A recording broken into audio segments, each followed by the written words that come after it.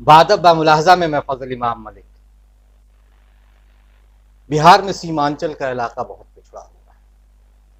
न बेहतर तालीम की व्यवस्था है, न सेहत का बेहतर इंतजाम है, न अच्छा अस्पताल है, और यहाँ तक कि कोई ऊंची अदालत भी वहाँ नहीं है।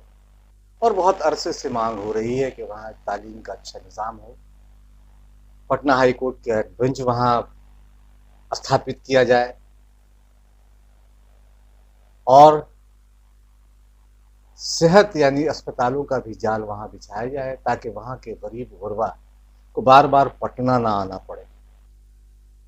पटना आना भी कम जोखिम नहीं है उनके लिए।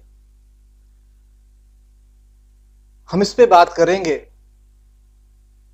कि जीडीएसएफ और एआईएमआईएम के प्रदेश के अध्यक्ष, जो अमौर के विधायक भी हैं, अख्तरुल ईमान साहब, इन्होंने बिहार विधान की नई विधानसभा में राज्यपाल के अभिभाषण में क्या बातें कही, कौन से मुद्दे उठाए।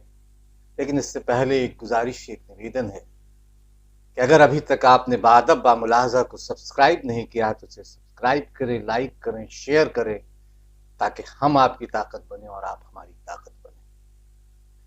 तो अख्तरुल ईमान साहब इस बार अमौर से चुन के आए हैं विधायक, सीमांचल के इलाके से।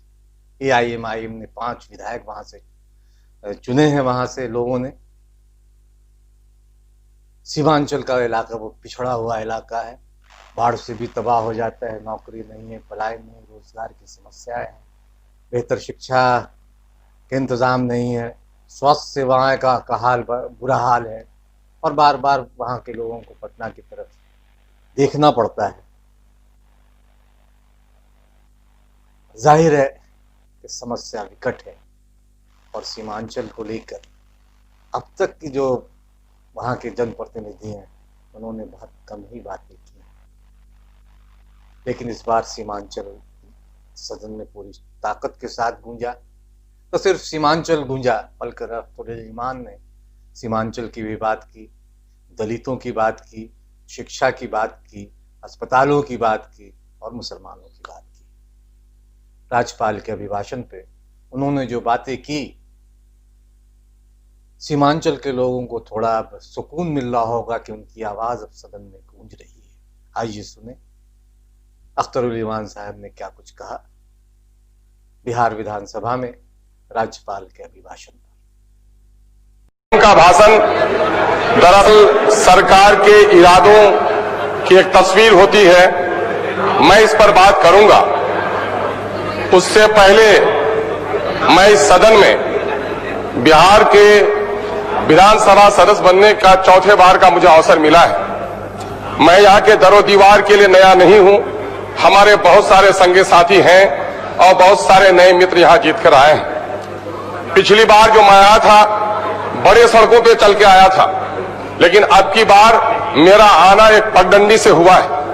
मुझे इस सफर को तय करने के लिए बड़ी सड़कों और शाहराहों को छोड़कर एक पगडंडी क्यों तलाश करनी पड़ी, मैं उसके संबंध में 2 शब्द कहना चाहूंगा।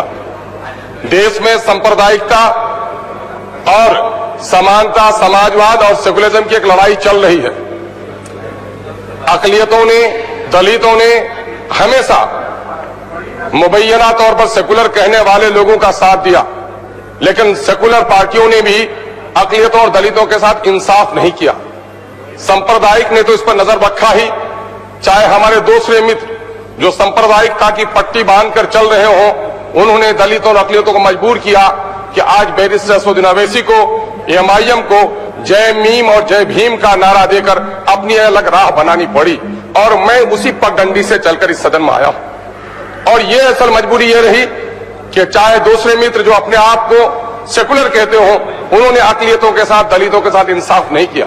और आप ये देखेंगे कि इस वक्त जय भीम और जय मीम का नारा देकर, बैरिस्टर असदुद्दीन अवैसी का झंडा लेकर, ग्रैंड डेमोक्रेटिक सेकुलर फ्रंट के जरिए से अगर हम सीमांचल से जीत कर आए हैं, तो सीमांचल के लोगों ने क्यों जिताया, इस पर भी सदन को गौर करने की जरूरत है। मैं समझ रहा था कि मां मुहिम के भाषण में इसका कोई संकेत मिलेगा। स्वतंत्रता के बाद समाजवाद के नारे भी लगे, स्वतंत्रता के बाद समाजी इंसाफ के नारे भी लगे, इंसाफ के साथ तरक्की का नारा भी लगा, सबका साथ सबके विकास का नारा भी लगा, लेकिन अकलियतों और दलितों को इंसाफ नहीं मिल सका। और संतुलित विकास की बात कही गई और सीमांचल का वो क्षेत्र, मैं साधुवाद देना चाहता हूं विपक्ष के प्रतिपक्ष के नेता को कि उन्होंने सीमांचल कमीशन की बात कही है। माननीय तारकेश्वर जी जो अभी उप मुख्यमंत्री बने हैं, मैं समझता हूं कि अपने पार्टी के कार्यकर्ता नहीं बल्कि सीमांचल की उस पिछड़ी बस्ती की आवाज बनने में काम करेंगे। महोदय कि सीमांचल की गाथा क्या है? पूरे बिहार में सबसे पिछड़ा, सबसे ज्यादा पलायन, बाढ़ से प्रभावित, मानंदा, डोक, कनकई, बकरा नदियों से घिरी हुई बस्ती, हर साल हजारों लोग विस्थापित हो रहे हैं, उसके बारे में कोई योजना नहीं बन पाई। पर कैपिटा इनकम कम, पलायन सबसे ज्यादा, स्कूल कम, बीमार सबसे ज्यादा, हॉस्पिटल से महरूम, और उस पर कोई बात इसमें नहीं हो पाई। महोदय मैं उसकी तरफ नजर दौड़ाने की बात कहना चाहता हूं।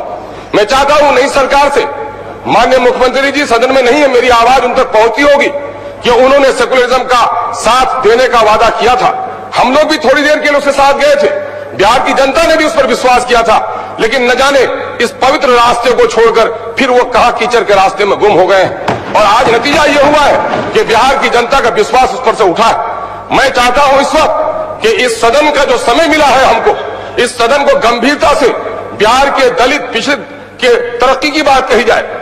आज किसान विरोधी बिल पेश किए जा रहे हैं और पूरे बिहार में, पूरे हिंदुस्तान में किसान सड़कों पर आने पर मजबूर हो गया है।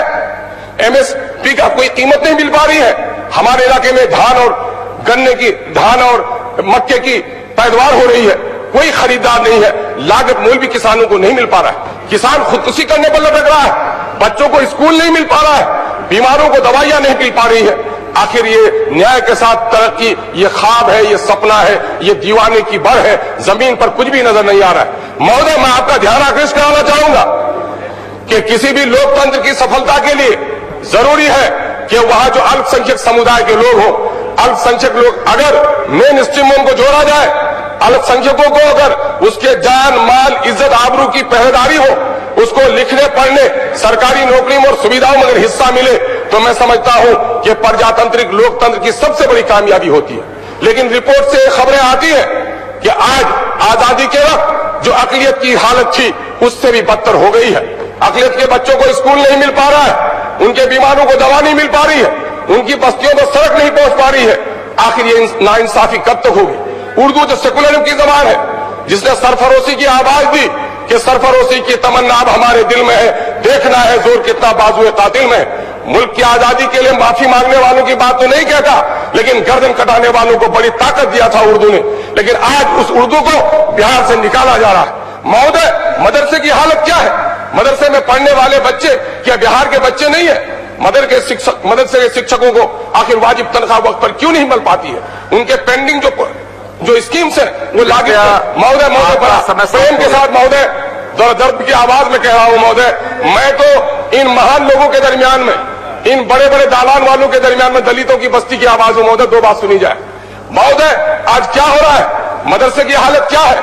शिक्षकों को तनख्वाह नहीं मिल पा रही है, उर्दू के शिक्षक लाठियां खा रहे हैं, औकाफ का हाल बुरा होकर रह गया है। कृपया आज अकलियत की जानमाल, आज गुलनाज की बात, आज बच्चे गिने जा रहे हैं और गुलनाज का खून हुआ यहाँ पर। गुलनाज की कोई भी बेटी पढ़ाओ, महोदय कुमार जी कर रहा हूँ CPIM गुलनाज को भी इज्जत नहीं मिलेगी तो भारत में बेटी पढ़ाओ का नारा झूठा नारा होगा। महोदय हम चाहते हैं कि सदन, माननीय सदस्य श्री अजय कुमार जी CPIM, आप ऑर्डर में तो अध्यक्ष जी लाइए। आप शुरू करें।